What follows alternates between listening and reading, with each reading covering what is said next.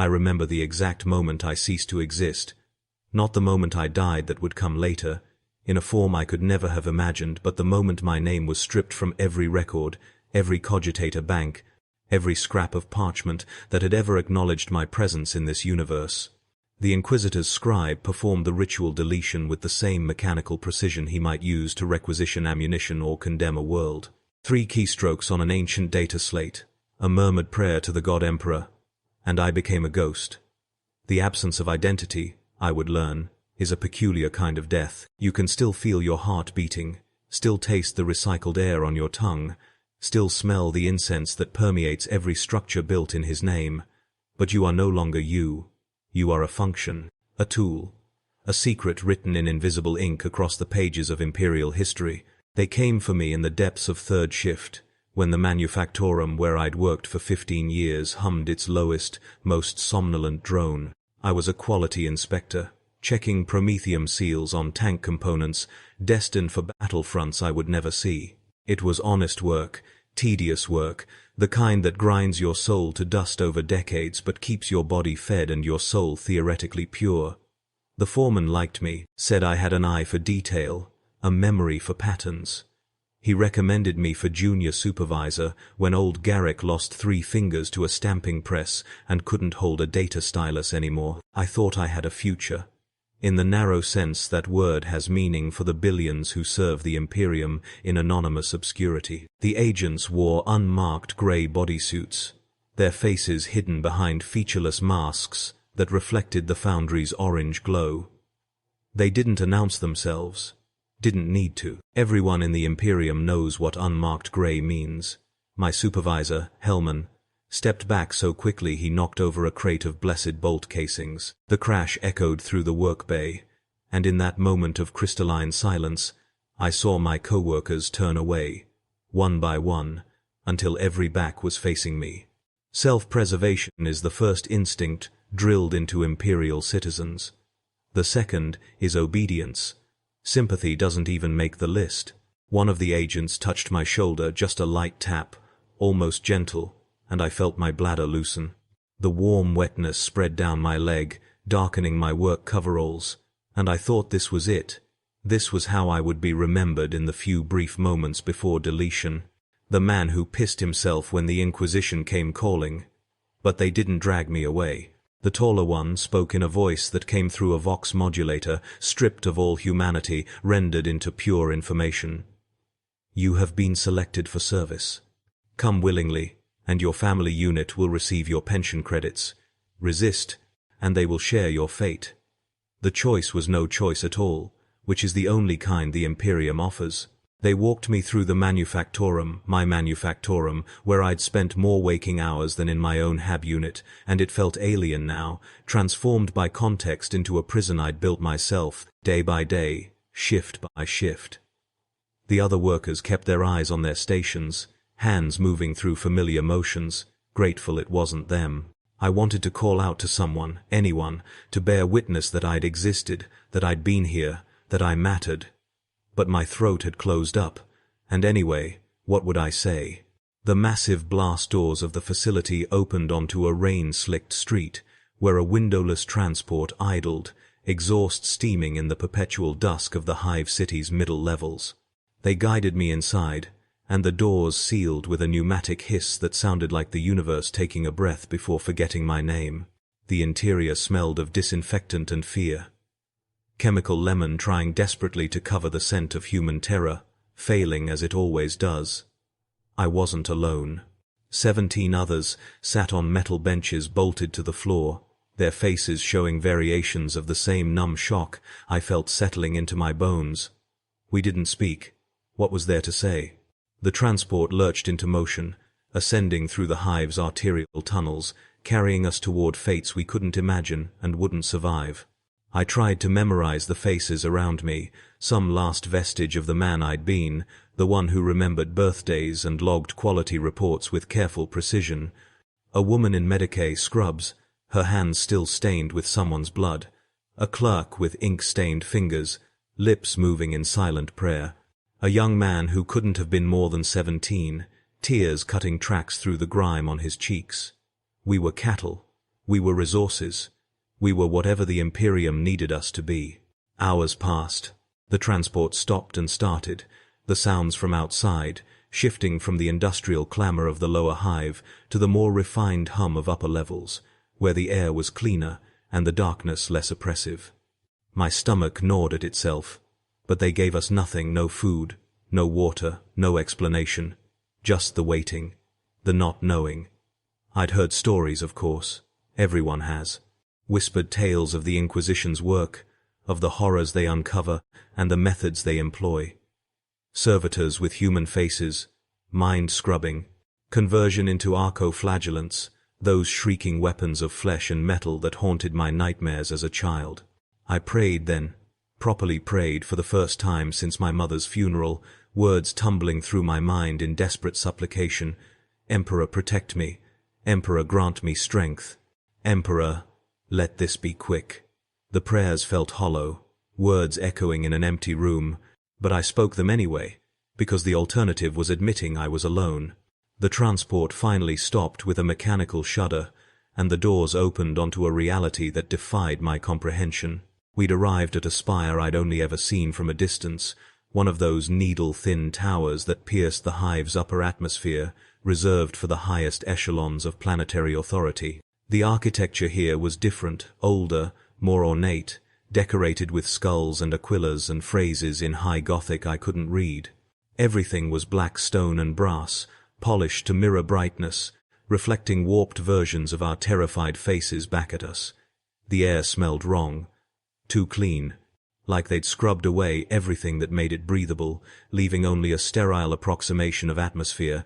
More grey-suited agents waited, formed into two lines that created a corridor we were meant to walk through. We shuffled forward, a chain of the condemned, through doors that must have been 10 meters tall, carved with scenes of the Emperor's triumph that I recognized from propaganda vids.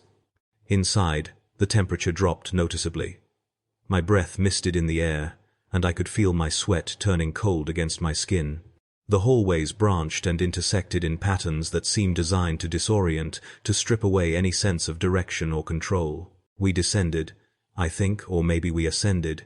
It became impossible to tell through passages lit by torches that burned with an unnatural blue flame, casting shadows that moved independently of their sources. They separated us eventually. Agents peeling individuals away from the group, one by one, doors opening and closing, swallowing people into spaces I couldn't see. The woman in Medicaid scrubs, the clerk with ink-stained fingers, the crying boy. Each disappearance felt like a small death, erasing them from my temporary world just as efficiently as the scribe had erased me from the official one. When they came for me, I wanted to run, to fight, to do something that affirmed I still had agency.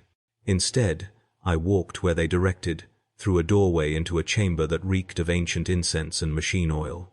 The room was circular, maybe 20 meters across, its walls lined with shelves that held books, scrolls, data slates, and objects I couldn't identify, things that might have been relics or torture implements or both. In the center stood a chair, and sitting in that chair was a man who radiated authority the way a forge radiates heat. He wore black, unadorned except for a small rosette pinned to his chest, the symbol that meant Inquisitor. His face was ordinary, neither young nor old, neither cruel nor kind, which somehow made him more terrifying than any monster. He looked at me the way I might look at a faulty component, assessing utility, calculating value. "Do you know why you're here?"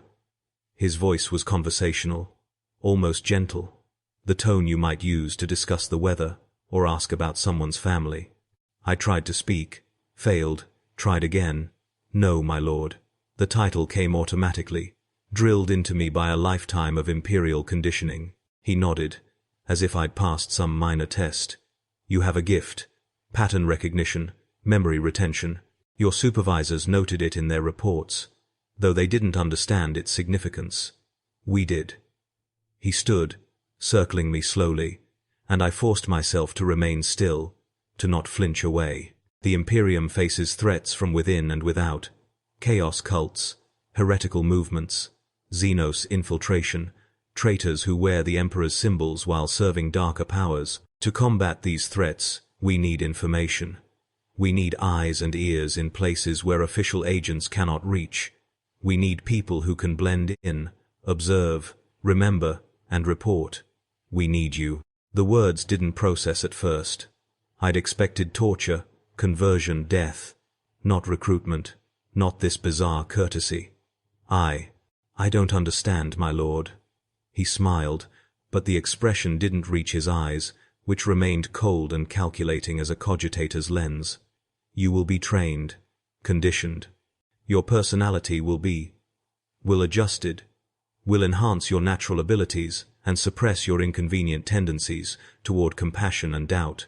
When we're finished, you'll be inserted into target populations as a sleeper agent. You'll live among suspected heretics and traitors, gathering evidence, identifying leaders, waiting for our signal to act.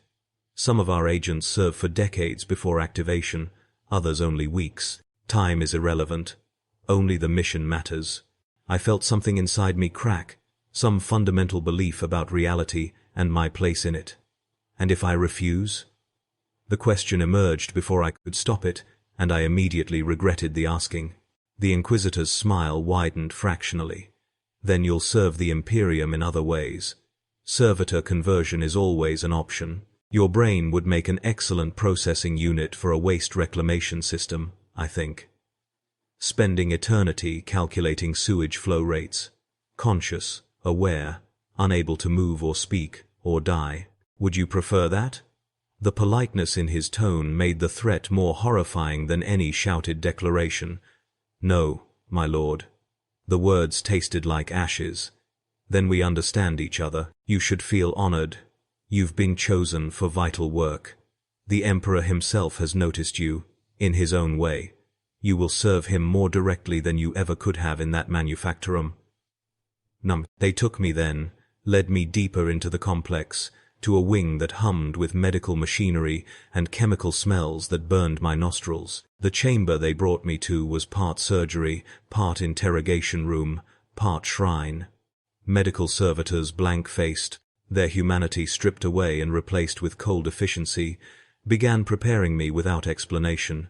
They stripped away my clothing, my last connection to the man I'd been, and hosed me down with water so cold it felt like liquid knives. Every inch of my skin was scrubbed with brushes that left me raw and bleeding, cleansing away the grime of my former life. Then came the injections, dozens of them, needles punching through my flesh to deliver compounds I couldn't name. Viral agents, the lead servitor explained in a flat monotone, to enhance neural plasticity. Chemical treatments to suppress emotional responses. Gene-tailored stimulants to improve memory retention and sensory processing. Each injection brought a new kind of pain, a burning or freezing or twisting sensation that radiated from the injection site through my entire body. The conditioning itself began the next day, or what I assumed was the next day they'd taken my chronometer, and the windowless cells where they kept us had no natural light, only the flickering of votive candles that burned with that same unsettling blue flame. They strapped me into a chair, my head immobilized, my eyes held open by metal clips that dug into the soft tissue of my eyelids.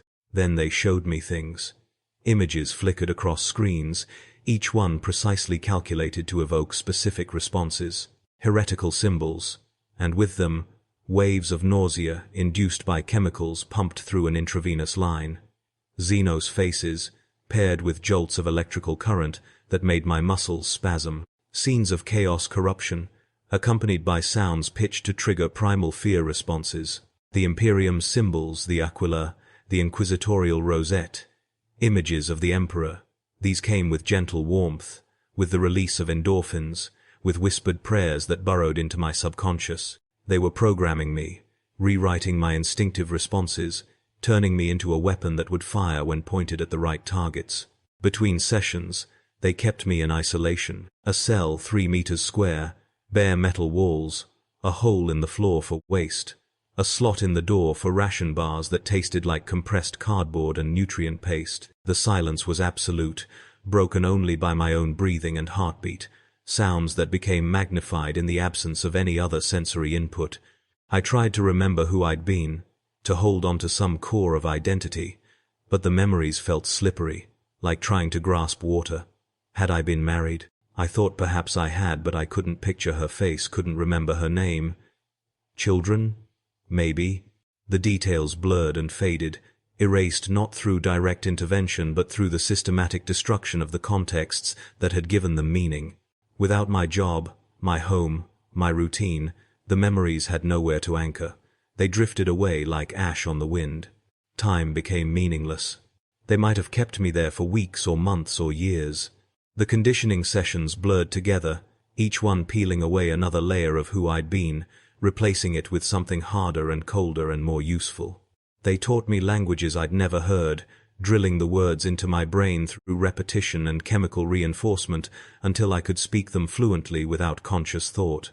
Low Gothic dialects from a dozen different worlds, thieves' cant, criminal codes, the secret languages of chaos cults, words that tasted like poison on my tongue but flowed with sickening ease.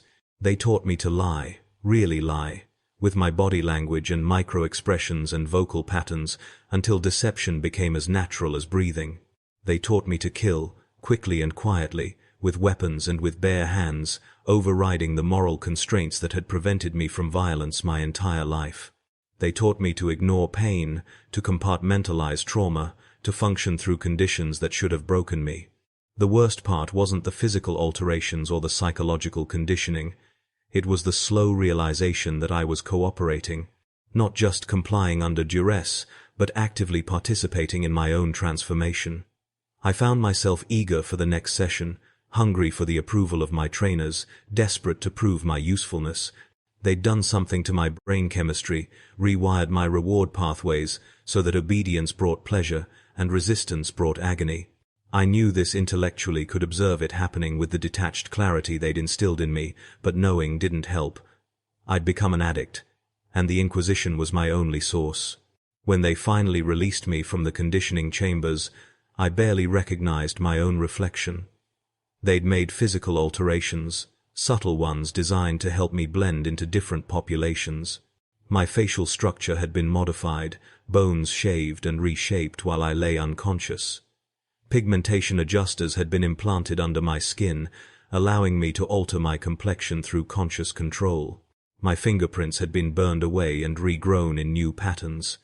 Even my voice had changed, the result of surgical interventions to my vocal cords that gave me a broader range of pitch and tone. I stared at the stranger in the mirror, this thing they'd made from the raw material of my former self, and felt nothing. No horror, no grief, just calm assessment. The transformation was complete. They assigned me to a handler, a woman who introduced herself only as the prefect. She was older than the Inquisitor, her face mapped with scars that suggested a long career in service to the throne. Her eyes held the same cold calculation I'd seen in his, the look of someone who'd witnessed horrors beyond comprehension and filed them away as data points. She explained my first assignment with the clinical precision of a tech priest discussing machine specifications. I would be inserted into a hive city on the far side of the sector, a place where chaos cult activity had been reported but not confirmed. My cover identity had already been established, records planted, witnesses bribed or mind scrubbed to remember me, a complete history manufactured from whole cloth. I would work as a dockhand, a job that would give me access to the lower hive where the cults typically recruited. My mission was simple: infiltrate, observe, identify leadership, report. When ordered, I would activate whatever sleeper cells existed in the target population and coordinate their elimination. The insertion was surreal. They transported me in a cargo container, cramped and dark, the air growing thin as we traveled through the void. When I finally emerged, it was into chaos, the organized chaos of a spaceport, with cargo loaders and servitors and dock workers moving in practiced patterns around me. No one questioned my presence. Why would they? My paperwork was perfect, my identity unassailable, my story rehearsed until it felt like genuine memory. I found my assigned hab unit in the lower hive, a coffin-sized space carved from the city's superstructure, and began my new life as someone I'd never been. The work was brutal. 12-hour shifts hauling cargo, my body pushed to its limits despite the conditioning and augmentations. But I performed admirably, drawing neither excessive attention nor suspicion. I made friends, carefully cultivated relationships with other workers, learned the social dynamics of this new environment. I attended the local shrine, mouthing prayers alongside my neighbors, my enhanced memory allowing me to recite litanies flawlessly. I drank in the communal bars, swapping stories and complaints, building trust. I became, in every meaningful way, a member of this community, and all the while, I watched, I listened, I catalogued every detail, every anomaly, every hint of corruption. It took 3 months before I found the first concrete evidence. A symbol scratched into the wall of a cargo bay, 8-pointed and damning, words whispered in the darkness of third shift, names that shouldn't be spoken, promises of power and transformation. I followed the threads with patience, born of conditioning, identifying the cultists one by one. They were pathetic, really. Desperate people seeking meaning in a universe that had crushed all hope from their lives, turning to darkness because the light had never shown them anything but suffering. I understood them. I even pitied them, in the distant way one might pity a malfunctioning machine. But understanding and pity didn't matter. They were heretics. They were my mission. I infiltrated the cult carefully, allowing them to recruit me through channels I pretended not to see. Their initiation rites were crude, theatrical attempts at damnation that would have been laughable if they weren't so dangerous. They cut symbols into my flesh, symbols that burned with unnatural heat, that whispered in voices I could hear but not quite understand. The conditioning held. Where another might have succumbed to chaos's seduction, I remained anchored by the programming that had replaced my soul. I said the words they taught me. I participated in their rituals. I let them believe I was one of them, all while compiling lists and drawing maps and memorizing faces. The cult's leader was a woman named Cerisia, a former administratum clerk who'd stumbled onto forbidden knowledge while cataloging seized materials. She spoke with the fervor of the truly converted, her eyes bright with the madness that comes from staring into the warp. She preached transformation, liberation from the Imperium's tyranny, ascension to something greater than the grinding machinery of human existence. Her followers loved her. They would have died for her. They did die for her, in the end, though not in the way they'd imagined. I reported my findings through a dead drop system, leaving encoded messages in predetermined locations where they would be collected by other agents I never met. The response came 3 weeks later, delivered in the same manner. Stand by for activation. Prepare to mark all primary targets. The words were terse, clinical, devoid of emotion.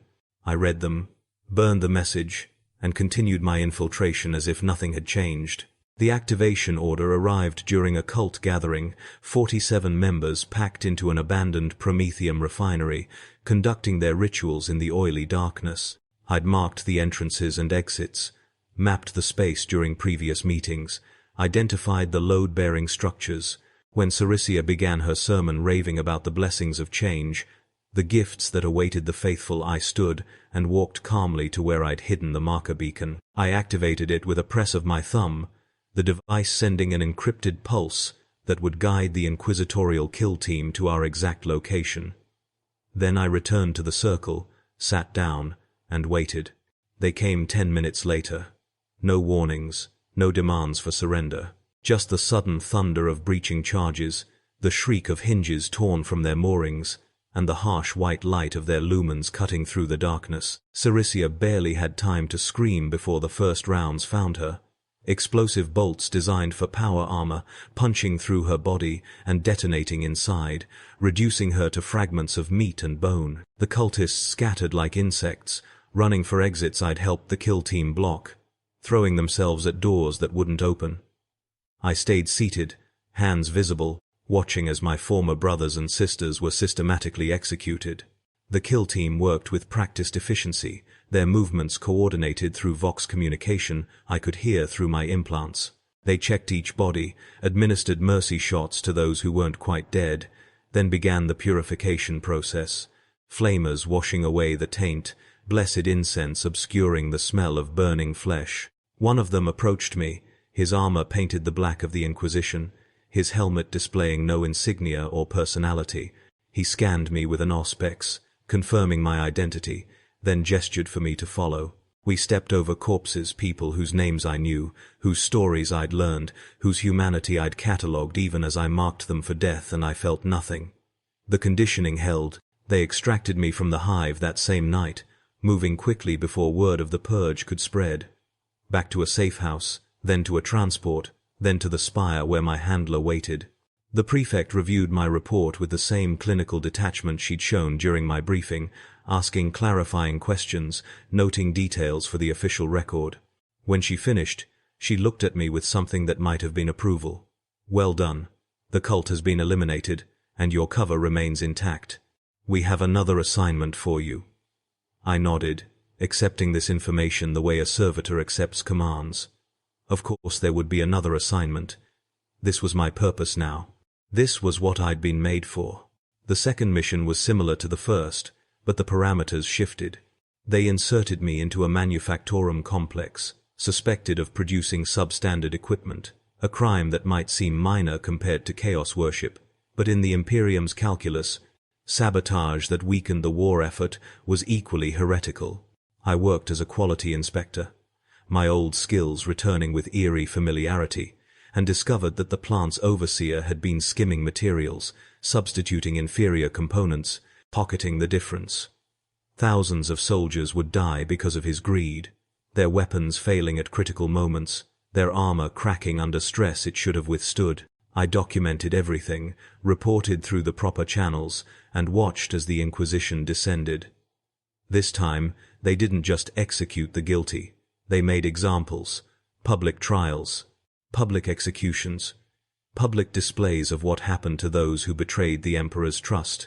I stood in the crowd, watching the overseer burn, and felt the weight of my complicity settling over me like a shroud. Mission after mission followed. I infiltrated smuggler rings, identified Xenos collaborators, rooted out unsanctioned psychers. I lived a dozen different lives in a dozen different places, each identity carefully constructed, each performance flawless. The conditioning made it easy. I could slip into a new role the way others might change clothes, adapting my personality, my mannerisms, my beliefs, to match whatever the mission required. But something was eroding inside me, wearing away despite the psychological reinforcement. It started small, fleeting moments of doubt, quickly suppressed. A cultist's face haunting my dreams. A smuggler's last words echoing in my thoughts. The sound of a child crying when we purged a hab block where heretics had been hiding. The dreams became worse. I would wake in whatever temporary lodging I occupied, my sheets soaked with sweat, my heart hammering. The faces of the dead would crowd around my bed, their mouths moving in silent accusation. I reported these symptoms to my handler during a scheduled debrief, expecting medical intervention, chemical rebalancing, something to restore my functionality. Instead, the prefect looked at me with an expression I'd never seen before, something almost like concern. "The conditioning is degrading," she said quietly. "It happens. Human psychology is more resilient than we'd like. The mind finds ways to reassert itself, to process trauma, to remember what it's supposed to forget." She paused, considering her next words carefully. "We can attempt additional treatments, but each round becomes less effective. Eventually, the subject either breaks completely, or—" She trailed off, and I understood what she wasn't saying. "Or they become a liability." They sent me for additional conditioning anyway, back to the same medical facility where I'd first been transformed. The process was more aggressive this time, the chemicals stronger, the psychological techniques more invasive. They kept me in the chair for days, forcing me to relive every mission, every death, every betrayal, then systematically desensitizing me to the emotional content. It worked, after a fashion. The dreams stopped, the doubts faded. But something else faded too, some core of human experience that even the Inquisition's best efforts hadn't been able to completely erase. I emerged from the conditioning not stronger, but emptier, a hollow thing wearing human skin. My next assignment took me to a shrine world, a place where the faithful came to pray, and the ecclesiarchy maintained vast cathedrals dedicated to the emperor's glory. The mission brief indicated possible corruption among the lower clergy, reports of forbidden practices, and heretical interpretations of scripture. I arrived as a pilgrim, one face among millions seeking absolution and blessing. The world smelled of incense and decay, the perfume of sanctity masking the stench of bodies packed too close together, of inadequate sanitation, of the rot that accumulated when faith was valued more than infrastructure. I infiltrated the clerical hierarchy through connections my handlers had established, working as a scribe in one of the lesser chapels. The corruption, when I found it, was almost mundane. A priest skimming offerings to support a lavish lifestyle, another trading blessings for sexual favors, a third preaching doctrines that deviated microscopically from approved texts, differences so subtle that only someone with my training and augmented memory could detect them. By the Imperium's standards, these were capital offenses. By any reasonable measure, they were the minor failings of humans trying to survive in a system designed to crush them. I reported them anyway, watched as the Inquisition arrived, stood silent as they dragged the priests away for interrogation and eventual execution. Felt nothing, but later, alone in my cell, I found myself thinking about those priests. They had believed, genuinely believed, in the Emperor's divinity and humanity's sacred purpose. Their crimes were born not from malice but from weakness, from the same desperate need for meaning and connection that drove the cultists I'd helped destroy. What made my service to the Inquisition righteous, while their service to their own flawed understanding was heretical? The question felt dangerous, a crack in the conditioning, but I couldn't push it away. It gnawed at me, persistent as hunger, growing stronger with each passing day. The prefect must have noticed something during our next debrief. She studied me with that cold, assessing gaze, and I knew she was calculating my remaining usefulness. "You're thinking too much," she said finally, "questioning your purpose. This is expected. The human mind rebels against the necessities of our work." She leaned forward, her scarred hands folded on the desk between us. "Let me tell you something true. The Imperium is dying. Has been dying for 10,000 years. Chaos gnaws at its borders. Xenos empires wait for our collapse. Traitors and heretics undermine us from within. We don't fight to win. We fight to delay the inevitable, to buy humanity a few more centuries, a few more generations. Your work, my work, all of it, it's triage on a cosmic scale. We cut away the infected tissue to preserve the body, even knowing the body is terminal. Does that make our work meaningless? Or does it make it the only thing that matters?" I wanted to believe her. Wanted to find comfort in the logic of necessary evils and greater goods, but the conditioning's erosion had progressed too far. I could see the machinery now, could understand how they'd rebuilt me, and that understanding was corrosive. Every mission became harder. Not in execution, my training remained impeccable, but in aftermath. I started keeping count. Faces, names, crimes. The numbers grew with sickening speed. Hundreds of people deleted from existence because of my reports. Thousands more affected by the purges and inquisitions I'd helped initiate. I told myself they were guilty. Told myself I was protecting the Imperium. Told myself the Emperor's will flowed through me. The words rang hollow. My handler began spacing out my missions, inserting longer recovery periods between assignments. I spent weeks in isolation cells, receiving chemical treatments to stabilize my deteriorating psychological state. They brought in new trainers, specialists in managing agents whose conditioning had failed. One of them, a man with cold gray eyes and a voice like grinding metal, explained my situation with brutal clarity. "You're compromised," he said. "Not by enemy action, but by your own consciousness reasserting itself.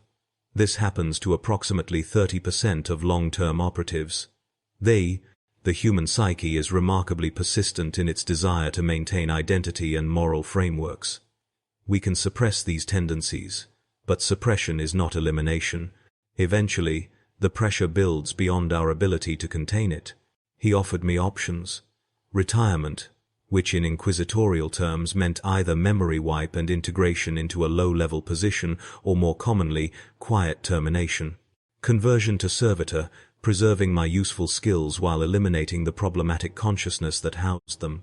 Or continued service with the understanding that my operational lifespan was limited, that I would be deployed until I either died in the field or broke completely.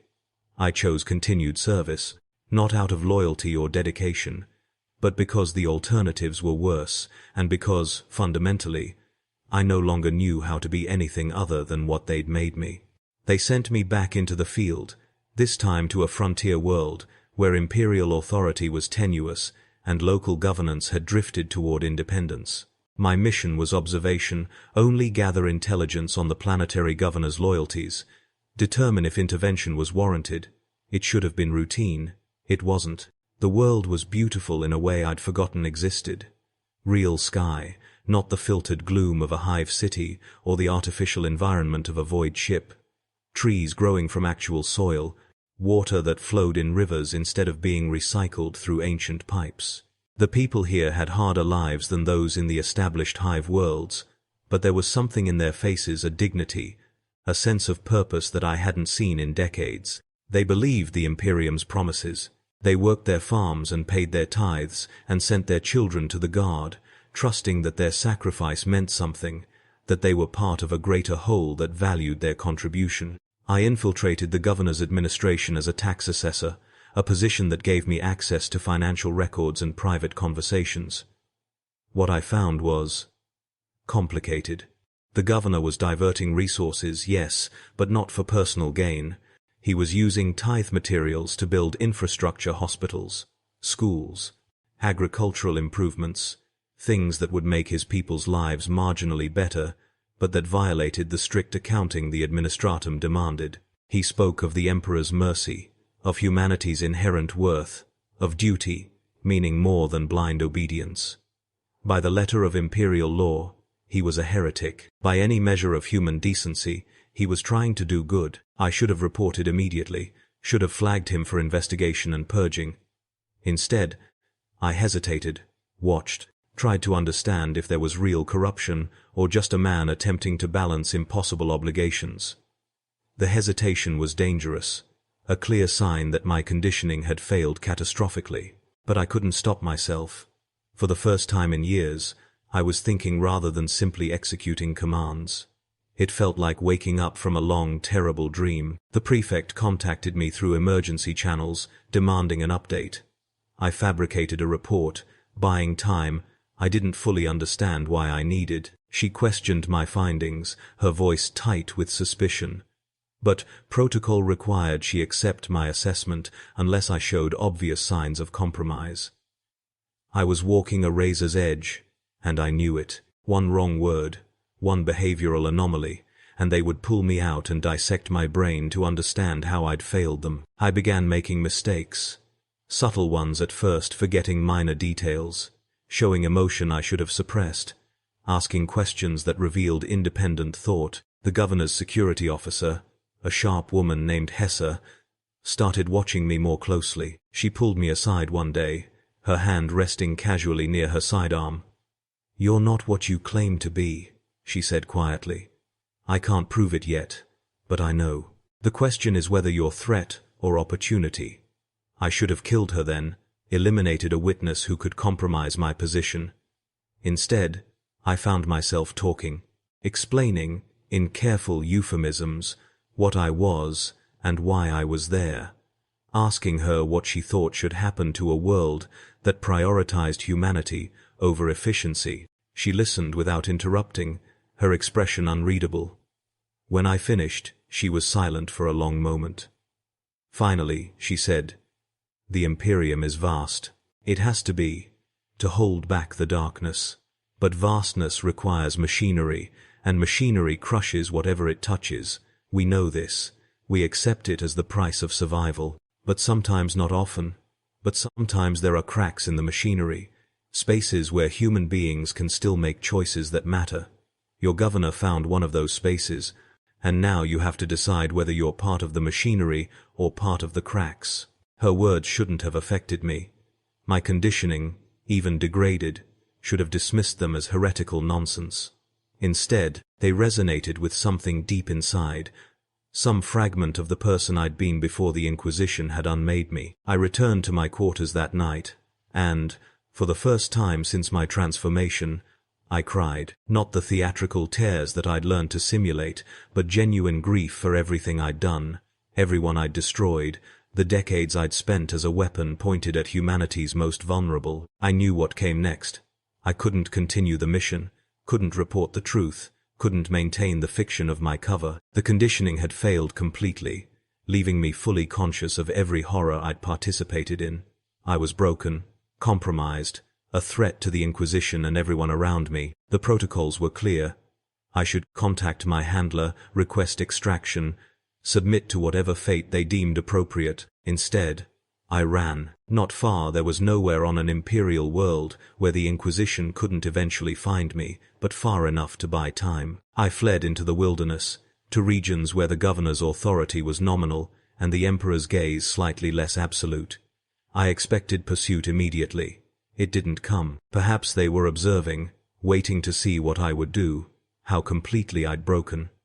Perhaps they already knew and were simply letting me exhaust myself before collection. It didn't matter. I was free, in the narrow sense that word has meaning for someone with a head full of imperial conditioning and a lifetime of atrocities weighing on their soul. I lived rough for weeks, surviving on skills they'd taught me for infiltration, now repurposed for mere existence. The solitude was clarifying. Without missions, without handlers, without the constant pressure of maintaining cover identities, I could finally think, could process what I'd become, could understand the machinery that had ground me into a tool and used me to grind others.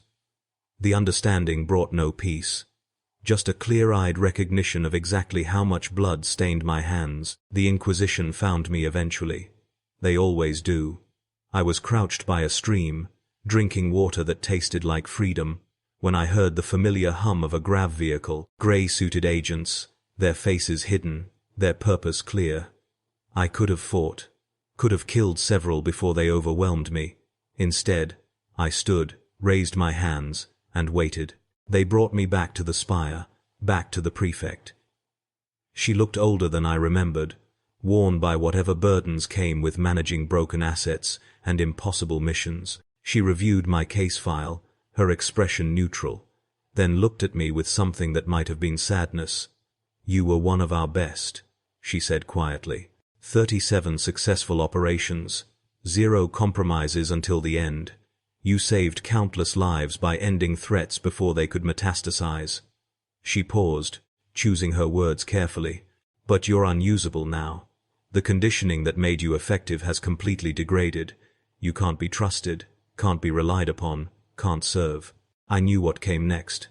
Termination or conversion, a bolt to the brain or transformation into a servitor, my consciousness trapped in a mechanical shell, forced to serve forever in the capacity I'd rejected. I waited for her to pronounce sentence, to explain which fate I'd earned. Instead, she said, "There is a third option. For assets who've served well but become compromised, we sometimes offer call it a choice. You can accept full memory wipe. Not selective deletion, but complete erasure. Every memory, every skill, every trace of who you were or what you became. You'll be given a new identity, inserted into a civilian population, allowed to live out whatever remains of your natural lifespan in complete ignorance of your past. You'll never know what you did, never carry the weight of those memories.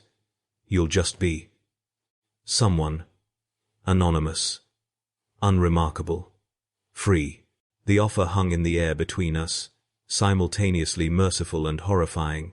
To forget everything, the missions, the deaths, the transformation, but also whatever scraps of identity I'd managed to preserve, whatever kernel of humanity still existed beneath the conditioning, to become truly no one, with no past and no memory of having lost it. Part of me wanted it desperately, wanted the escape from knowledge and guilt, but another part, the part that had finally, painfully, reasserted itself, understood that accepting erasure would be the ultimate defeat. The final victory of the machinery over the human. I'd already been deleted once, my name stripped from records and memory. To choose deletion again, even on these different terms, felt like admitting they'd been right all along, that I'd never been more than raw material for their purposes. "No," I said quietly, "I don't want to forget. I can't carry this, but I won't abandon it either. Whatever I've done, whoever I've become, it's mine. I own it. Even if owning it kills me." The prefect nodded slowly, as if this was the answer she'd expected. Then, you choose the hard path. We can't let you remain free, you know too much. Have access to too many secrets. But there is a place for assets like you. A facility where we keep those who've served but can no longer operate. You'll live out your days in isolation, with full awareness of what you were and what you did. No torture, no abuse. Just time and memory, and the company of others who made similar choices. It's not a good fate, but it's the only one that honors what you've said. They took me to that facility the next day. It exists somewhere outside normal imperial bureaucracy, hidden in the gaps between official records. A prison, but not a punitive one. More like an archive, a repository of living secrets kept isolated to prevent contamination. My cell is small but adequate bed, desk, sanitation facilities. They bring food regularly, maintain the life support systems, even provide books and writing materials. There are others here, hundreds of us, former agents whose conditioning failed or who were compromised in ways that prevented termination. We're not allowed to communicate too much risk of shared knowledge, creating security problems, but sometimes I hear voices echoing through the ventilation systems. Screaming, praying, weeping. The sounds of people confronting what they've done without the anesthesia of conditioning to numb them. I've been here 4 years now, though time flows strangely in this place. 4 years of sitting with my memories, of cataloguing my crimes, of trying to understand if there was any point to the suffering I've caused and witnessed. I've written it all down, this confession, using paper they provide and ink that will probably never be read by anyone who matters. But the writing helps, forces me to confront each mission, each betrayal, each moment I chose the machinery over humanity. The numbers still haunt me, the faces, the names I learned and then forgot, and then remembered again when the conditioning finally broke. Sometimes I wonder what happened to the people I spared through inaction, like that governor on the frontier world, whether my failure to report him immediately gave him time to escape, to protect his people, or whether the Inquisition found him anyway and made an example of him. I'll never know. That's part of the punishment, living with uncertainty, with the knowledge that my actions had consequences I can neither see nor control. The worst moments come at night, when sleep won't come, and I'm left alone with the accumulated weight of 3 decades of service. I see Cericia's face in the instant before the bolter rounds found her. I hear the cultists screaming as the flames washed over them. I feel the texture of the marker beacon under my thumb, that small device that summoned death like calling down thunder. I remember every name I learned while pretending friendship, every confidence shared that I catalogued for future use, every moment of trust I cultivated and then weaponized. The Inquisition made me into something monstrous, yes. But I cooperated, I excelled, I took pride in my effectiveness. The conditioning explains but doesn't excuse. The person who pressed that beacon, who sent those reports, who smiled while marking people for execution, that person was me, is me, will always be me.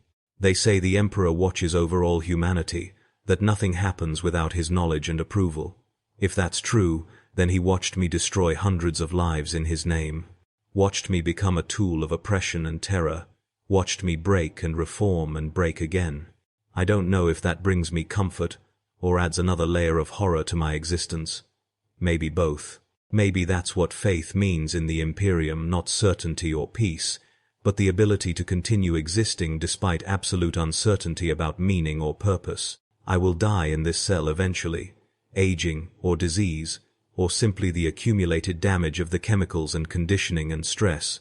When I do, they'll dispose of my body efficiently, probably incinerate it, and use the ash for something practical. My name, whichever name I wore when they first recruited me, will remain deleted, my service unacknowledged, my existence a secret buried in classified archives.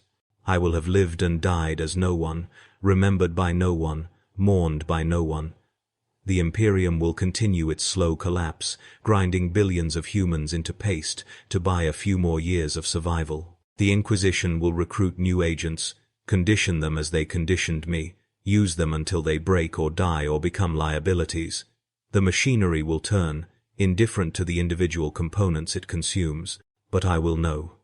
In these last years or decades of consciousness, I will remember everything, every face, every name, every moment of trust betrayed and humanity denied. Not as penance, nothing I do now can atone for what I've done, but as witness. Someone has to remember. Someone has to carry the weight of all those deleted lives, to acknowledge that they existed and mattered, even as the Imperium erased them from history. If that's my only remaining purpose, my final service to something greater than the machinery, then I'll accept it. The Inquisition made me a spy, a weapon, a tool to root out heresy and corruption. But in breaking, in failing their conditioning, in choosing memory over erasure, I've become something else. A recorder, an archive, a living testament to the price of survival in a dying empire. This confession, written in isolation and probably doomed to incineration, is the only monument those hundreds of dead will ever have, the only proof they existed at all. And so I write. Day after day, year after year, setting down everything I can remember in words that struggle to contain the horror. I write about Ceresia, who believed in transformation and died screaming, about the governor who tried to help his people and was probably executed for the crime of mercy, about the cultists and smugglers and priests, and countless others whose only real sin was existing in the wrong place at the wrong time, noticed by the wrong eyes, caught in the machinery that grinds everything it touches. I write about my own transformation, the systematic destruction of identity and reconstruction as a weapon. I write about the Inquisition's cold efficiency, and the prefect's worn face, and the grey-suited agents who came for me in the darkness of third shift so many decades ago. I write because it's the only thing left that feels remotely human. The only act of defiance I can still perform. The machinery wanted me to forget, to stop thinking, to accept my role and execute it without question. When I couldn't, they wanted me to choose oblivion, to escape into the mercy of erasure. But I refused both. I choose to remember, choose to bear witness, choose to acknowledge every horror, even though the acknowledgement serves no practical purpose and brings no comfort. Outside this cell, the Imperium continues. Wars rage across 1,000,000 worlds. The Inquisition hunts heretics and traitors. New agents are recruited and conditioned and deployed. The machinery turns, and here, in my isolation, I sit with my memories and my guilt and my defiant, useless act of witness. I am no one, I am nothing, but I remember. And maybe, in the end, that's the only resistance left to us, those ground down by the machinery but not quite destroyed. We remember, we witness, we refuse to let our victims be forgotten entirely. They made me a spy for the Inquisition. They unmade my humanity and remade me as a tool. But somewhere in that transformation, in the spaces between conditioning and consciousness, I remained, diminished, damaged, complicit in horrors beyond counting, but still, impossibly, human enough to feel the weight of what I've done, human enough to refuse the comfort of forgetting, human enough to write these words, knowing they'll almost certainly burn with me when my time comes. This is my confession, my testimony, my inadequate monument to the hundreds I helped destroy, and the thousands more whose lives I disrupted in service to a cause I no longer believe in, and an empire that's been dying since before I was born. I am a spy for the Inquisition, broken and discarded but still breathing, still remembering, still bearing witness to the cost of survival in a universe that values only function and efficiency. I own every death, every betrayal, every moment of trust rewarded with destruction, and I will carry them until my final breath, because someone has to, because they deserve to be remembered, even if only by the man who marked them for erasure. Because in the end, that's all I have left: memory and guilt, and this desperate act of recording what the Imperium would prefer stayed buried. The Emperor protects, they say. But who protects us from what we become in his name? Who witnesses the witnesses? Who remembers the ones who did the Imperium's dark work and were then filed away like defective equipment? I do. In this cell, in this isolation, with these words that will probably burn unread, I remember, and I will continue remembering until the weight of it finally kills me, because that's the only thing I can still choose. The only rebellion left to someone who served the machinery too well and broke too late. This is what it means to be a spy for the Inquisition, not the legends of heroic service and righteous fury, but this: isolation, memory, and the crushing awareness of exactly how many lives you've destroyed in the name of humanity's survival. This is the truth they condition us to forget. This is the cost they hide behind necessary evil and greater good. This is what happens when the machinery breaks its tools, but the tools refuse to stop thinking, stop feeling, stop being human despite everything they've done and become. I was a manufactorum worker named something. I can't remember anymore. They deleted it too thoroughly, replaced it with dozens of false names and identities, until the original was lost forever. Then I was a spy, an agent, a weapon.